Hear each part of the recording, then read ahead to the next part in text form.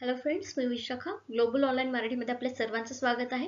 आजच्या सेशनमध्ये आपल्याला महाराष्ट्र स्टेट परीक्षा 2022 अर्थशास्त्र unit 8 growth and development economics आणि टॉपिक आहे poverty, inequality and social sector development, गरिबी, असमानता आणि सामाजिक क्षेत्र विकास.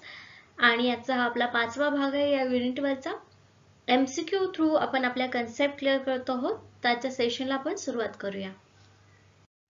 ओके, सेशन स्टार्ट करण्यापूर्वी एक महत्त्वाची सूचना आणि संधी त्या स्टुडंट्ससाठी जे स्टुडंट्स यावर्षीची एक्झाम टार्गेट करत आहेत त्यांच्यासाठी आम्ही एक स्पेशल कोर्स घेऊन आलो आहोत. जो कोर्स तुम्हाला जॉईन करायचा असेल तर तुम्ही या ॲप प्ले स्टोरवरून हा ॲप डाउनलोड करायचा, ज्याचा हा ऑफिशियल लोगो आहे. ओके, आणि ॲप डाउनलोड केल्यावर स्टोअरमध्ये गेल्यावर इकडे व्हेरियस कोर्सची लिस्ट ओपन दिसेल. त्या लिस्टमधून तुम्हाला जो कोर्स निवडायचा आहे तुम्ही निवडू शकता. MSc इकॉनॉमिक्स पेपर 2 मध्ये तुम्हाला काय मिळेल तर complete video lectures, notes, test series, PYQs, पूर्णपणे टार्गेट बेस्ड प्रिपरेशन हे असणार आहे. शिवाय पेपर 2 सोबत पेपर 1 चं संपूर्ण study material free of cost तुम्हाला मिळणार आहे. त्याची फीस जी आहे ती 7000 आहे, पण याच्यावरती 20% डिस्काउंट तुम्हाला प्रोव्हाइड केलं जाईल. तर लवकरात लवकर कोर्स जॉईन करा जेणेकरून आपला अभ्यास स्टार्ट होईल. ओके, आणखीन एक फीचर या ॲपचा असं आहे, तुम्ही इव्हॅल्युएशन टेस्ट देऊ शकता आपलं सेशन झाल्यानंतर. तर आजचं जो आपलं सेशन आहे त्याचा कोड जो आहे टेस्टचा, इव्हॅल्युएशन टेस्टचा G&D टेस्ट 1 हा कोड आहे त्याचा. ठीक आहे. ओके, सेशनला सुरुवात करूया. आजचा पहिला प्रश्न आहे, which of the following pair is correctly match. खालीलपैकी कोणती जोडी बरोबर आहे ती सांगायचं आहे. ओके, ऑप्शन फर्स्ट आहे name Tendulkar committee to review the methodology of estimation of poverty, गरिबीच्या अंदाजाच्या पद्धतीचा आढावा घेणे. त्यानंतर Saxena committee to review the methodology for conducting BPL families in rural areas. नंतर 3 आहे Hashim committee on methodology for identification of BPL families in urban area. ठीक आहे, यापैकी कुठली करेक्ट पेअर आहे हे आपल्याला सांगायचं आहे. Option A only 1, option B 2 and 3, option 3 1 and 3, option D all of this. यापैकी कुठली जोडी बरोबर आहे.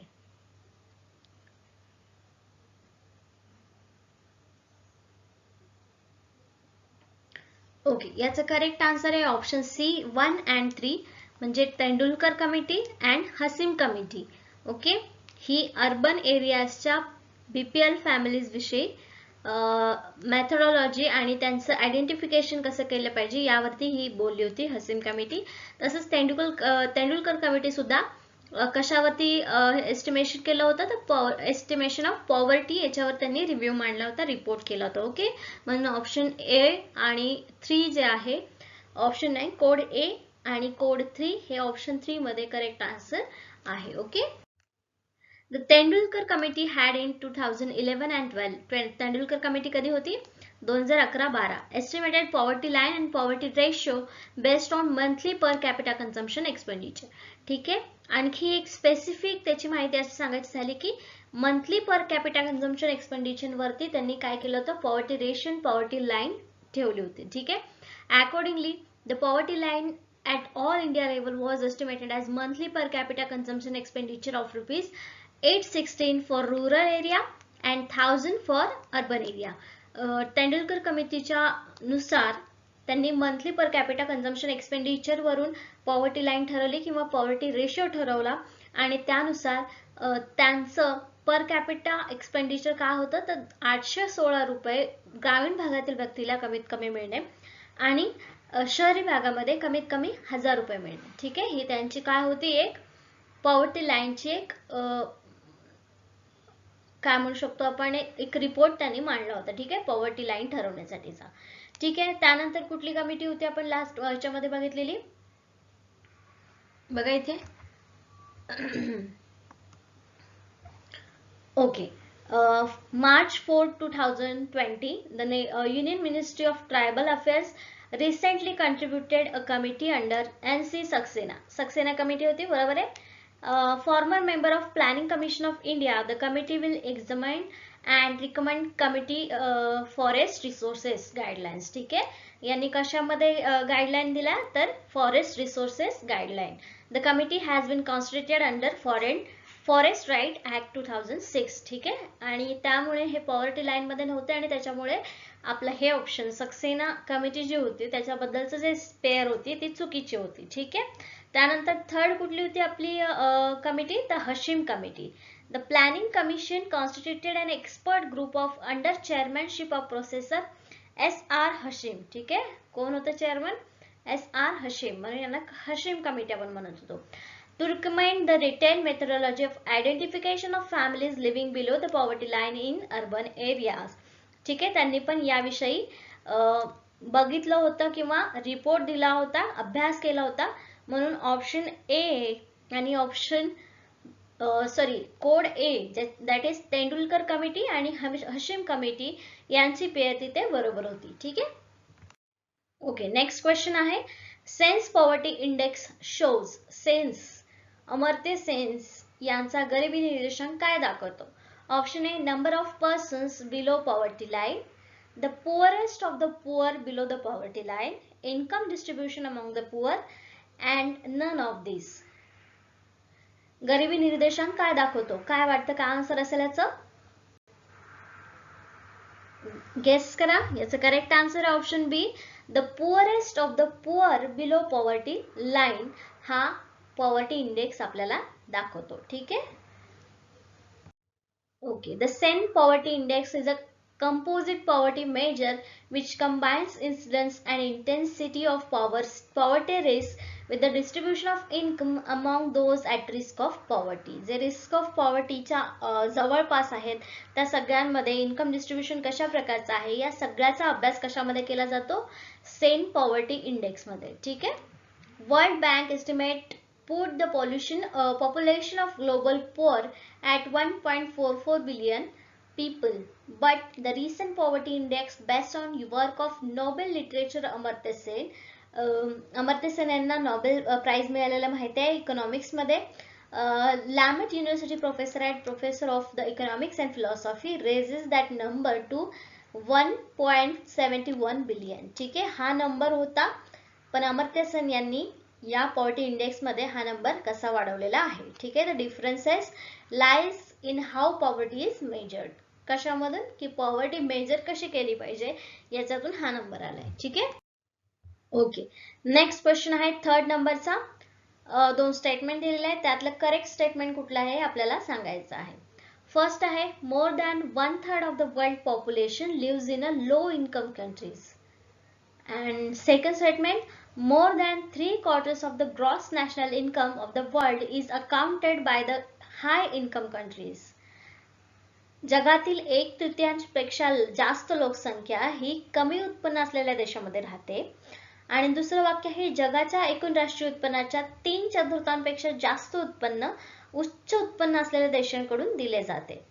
तर यातले दोन्ही स्टेटमेंट कसे आहेत बघा. जर ऑप्शन एक स्टेटमेंट बरोबर असेल तर तुम्ही ए ऑप्शन देऊ शकता, जर फक्त दोन असेल तर तुम्ही बी देऊ शकता, जर तुम्हाला वाटते की दोन्ही स्टेटमेंट बरोबर आहे तर तुम्ही सी देऊ शकता, आणि दोन्ही बरोबर वाटत नसतील तर तुमच्याकडे जी ऑप्शन आहे की ए पण नाही आणि बी पण नाही. ठीक आहे. त्याचं करेक्ट आन्सर जे आहे ते ऑप्शन सी आहे, बोथ ए अँड 2 हे दोन्ही स्टेटमेंट जे आहेत ते कसे आहेत, बरोबर आहेत. ठीक आहे. तर अजून एक असाच क्वेश्चन आहे.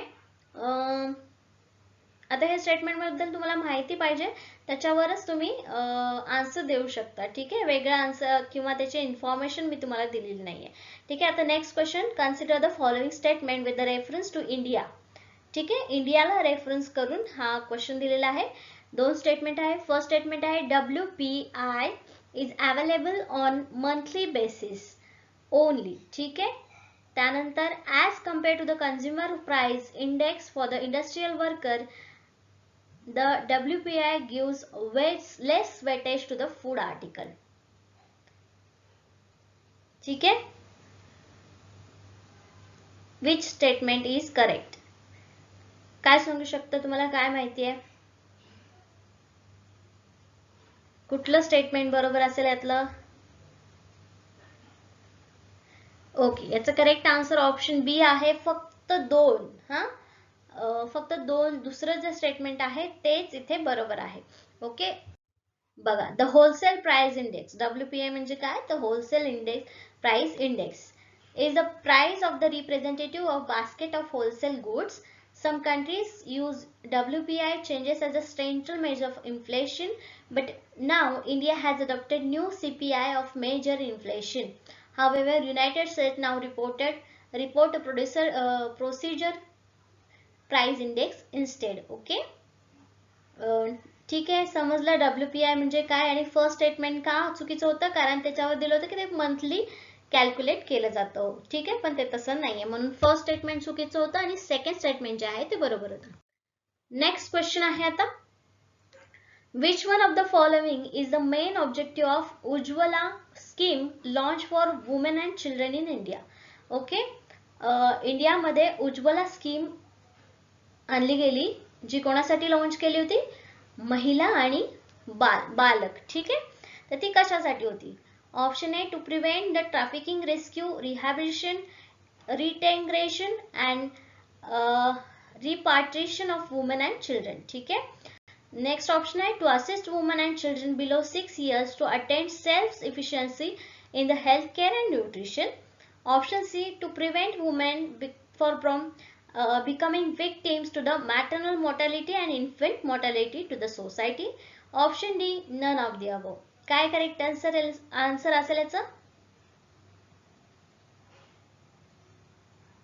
उज्ज्वला योजना किंवा स्कीम जी महिला आणि बालक या दोघांसाठी होती, त्याचं करेक्ट आन्सर आहे ऑप्शन ए. ठीक आहे, तस्करी रोखणं, महिला किंवा मुलांची किंवा महिला आणि मुलांची सुटका करणं, त्यांचं पुनर्वसन करणं, पुनरेकीकरण करणं, मायदेशी आणणं त्यांना जर बाहेर असतील तर, किंवा रेस्क्यू करणं, तर या सगळ्यासाठी ही उज्ज्वला स्कीम होती. ठीक आहे, आता कन्फ्यूज होईल की उज्ज्वला स्कीम जी आहे ती एका सिलेंडरच्या किंवा इंधनाच्या बाबतीची एक स्कीम आहे, पण ती जर उज्ज्वला स्कीम अबाउट वुमन असं जर विचारलं असतं फक्त, तर ती त्याबाबतची असते, पण वुमेन्स अँड चिल्ड्रन्सच्या बाबतीत आहे, त्यामुळे इथे ही अशा प्रकारची त्याची ऑब्जेक्टिव्ह आहे. Okay, the Ujjwala scheme was launch in 2007 to put an end to the trafficking of children and women.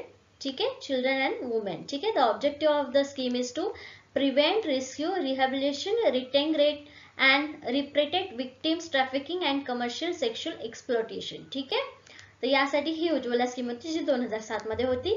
त्याच्यानंतर दुसरी एक होती स्वच्छ इंधन बेहतर जीवन, यासाठी युनियन गव्हर्नमेंटची, ज्याला PMUY म्हणजे प्राईम मिनिस्टर उज्ज्वला योजना. ठीक आहे, ती कशासाठी होती, तर ती LPGच्या रिलेटेड होती, कुकिंग गॅसच्या रिलेटेड होती. ठीक आहे, BPL फॅमिलीजला त्यांच्या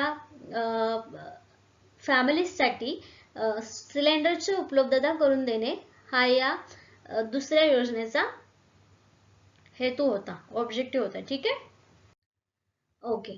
next question, which one of the following statements is correct about the Rajiv Gandhi scheme for empowerment of adolescent girls launch by the Indian government. ठीक आहे, आता इथे विचारलेलं आहे की भारत सरकारने सुरू केलेल्या राजीव गांधी किशोरवयीन मुलींसाठी सक्षमीकरण योजनेबद्दल, ज्याला सबला असं नाव दिलेलं आहे, त्यापैकी कुठलं या बाबतीतलं कुठलं विधान इथे खरे आहे ते सांगायचं आहे. ठीक आहे, ऑप्शन ए आहे, the scheme will be implemented using the platform of anganwadi centre of the integrated child development service scheme. ठीक आहे, नेक्स्ट आहे, the cost sharing of the scheme would be on 50-50 basis between centre and state. नंतर C आहे, the scheme is implemented by the minister of rural development.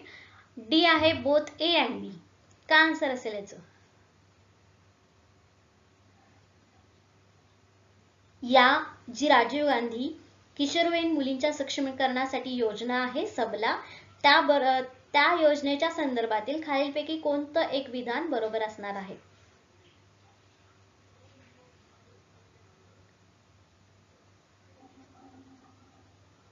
Okay, याचं correct answer आहे option ए, की एकात्मिक बाल विकास सेवा योजनेच्या अंगणवाडी केंद्राच्या व्यासपीठासाठीचा वापर करून ही योजना राबविण्यात आलेली आहे. हे या स्कीमशी रिलेटेडचं करेक्ट आन्सर आहे. ठीक आहे, म्हणून इथं ऑप्शन ए आपण करेक्ट आन्सर दिलेला आहे.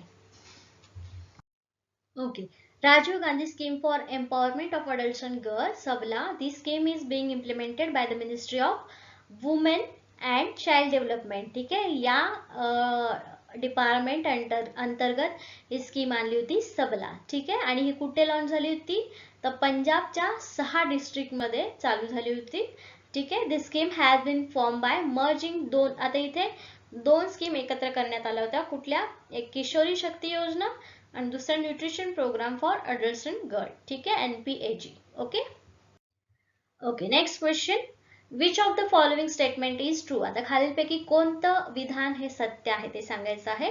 Option A, people who face poverty are referred to as a poor. Next option, absolute poverty is expressed in terms of the poverty line.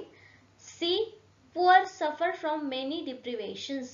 Option D, all of these. यापैकी कुठलं विधान खरं आहे, सत्य आहे, त्याचं आन्सर सांगायचं आहे. ओके, त्याचं आन्सर काय असू शकतं.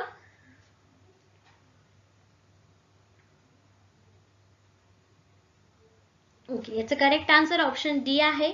हे सगळे तिन्ही स्टेटमेंट जे आहेत ते बरोबर आहेत ना, ठीक आहे. जे व्यक्ती पॉवर्टीला फेस करतात ते गरीब असतात. ऍब्सोल्यूट पॉवर्टी ही पॉवर्टी लाईन मध्ये एक्सप्रेस करते. त्याच्यानंतर पुअर सफर फ्रॉम मेनी डिप्रिवेशन्स, ठीक आहे, त्यांना वेगवेगळ्या गोष्टींचा सामना करावा लागतो. म्हणून हे सगळे ऑप्शन्स बरोबर आहेत. नेक्स्ट क्वेश्चन आहे, which of the following statement is not true. आता आपण ट्रू बघितला तर इथे नॉट ट्रू विचारलंय, ठीक आहे. Poor people lack basic literacy, are unskilled and have very limited economic opportunities. हे बरोबर आहे. Chronic poor can be divided into churning and occasionally poor. Always poor and usually poor are the two types of chronic poor. People who live above the poverty line are known as non-poor or never poor. ठीक आहे. आता यातलं हे statement बरोबर आहे, हे statement बरोबर आहे, लॉजिक लागलं आपलं. आता बी मध्ये काय सांगितलंय, chronic poor can be divided into churning and occasionally poor, आणि दुसरं दिलंय always poor and usually poor. असे दोन टाईप दिलेत एक क्रॉनिक पुअरचे, ठीक आहे. हे दोन स्टेटमेंट आहेत. आपल्याला क्रॉनिक पुअर हे काय आहे ते बघायचंय, पण या प्रश्नाचा आन्सर ऑप्शन बी इथे करेक्ट आहे, ठीक आहे, की चर्निंग अँड ओकेजनली पुअर हे दोन क्रॉनिक पुअरचे ऑप्शन्स प्रकार आहेत, टाइप्स आहेत असं आपण म्हणू शकतो. हे दोन टाइप्स नाहीत, म्हणजे ऑप्शन बी इथे करेक्ट आहे, ठीक आहे. Chronically poor people experience deprivation over many years, म्हणजे काय, की खूप वर्षापासून ते गरिबी बघत आलेले असतात किंवा गरिबीमध्ये जगत आलेले असतात. Often over their entire life the frequently pass poverty on to their children, आणि तेच काय होते गरिबी, तेच जीवन त्यांच्या मुलांना सुद्धा पाठवलं जातं. म्हणून ह्याला काय म्हटलं जातं, क्रॉनिक. आपण माहिती आहे ना, क्रोनॉलॉजिकली बघतो तर ते हे क्रोनॉलॉजिकली गरिबी सुद्धा पास होते त्यांच्याकडे, ठीक आहे. This distinguish chronic persistent poverty from transitory poverty, where the people move and out of the poverty are only occasionally fall below the poverty line, ठीक आहे. तर ही पॉवर्टी लाईनच्या खाली कशी येते, किंवा या सगळ्याला आपण काय म्हणतो, क्रॉनिक पुअर, ठीक आहे. ओके, नेक्स्ट क्वेश्चन आहे, कन्सिडर फॉलोइंग स्टेटमेंट. खालील स्टेटमेंट लक्षात घ्या आणि त्यातून करेक्ट स्टेटमेंट निवडायचे. ओके, फर्स्ट आहे, NREGA was launch in the 11th 5-year plan. Next statement आहे, Indira Awas Yojana was launch in the 9th 5-year plan, ठीक आहे. Option A only 1, option B only 2, option C both 1 and 2, D neither 1 nor 2. त्याचं correct answer आहे option बी. मी direct सांगितलं कारण हे तुम्हाला plans जोपर्यंत माहिती असणार नाही कुठल्या प्लॅन मध्ये काय आहे तोपर्यंत तुम्हाला याचा आन्सर देता येणार नाही. त्यामुळे तुम्ही हे अभ्यास करायचा आहे. फर्स्ट 5-year प्लॅन पासून ते लास्ट 5-year प्लॅन पर्यंत कोणत्या कोणत्या महत्त्वाच्या हायलाइटेड घटना आहेत त्या तुम्हाला वाचून एकदा डोळा खालून गेल्या पाहिजेत, ठीक आहे. सगळ्याच लक्षात असतील असं नाही, पण ज्या महत्त्वाच्या आहेत त्या तुम्ही डिटेल मध्ये वाचायचं, ठीक आहे.